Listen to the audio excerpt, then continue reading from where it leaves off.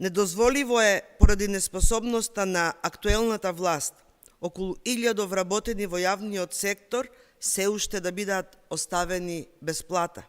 Срамно и тажно е работниците да бидат принудени да протестираат, барајки нешто што го заслужиле, што им следува и што го заработиле.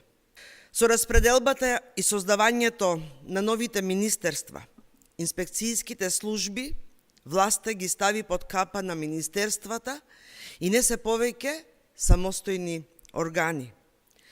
Целта им беше само да им бидат под контрола работата на инспекцијските служби, а работниците ги оставија на маргините и целосно ги заборавија.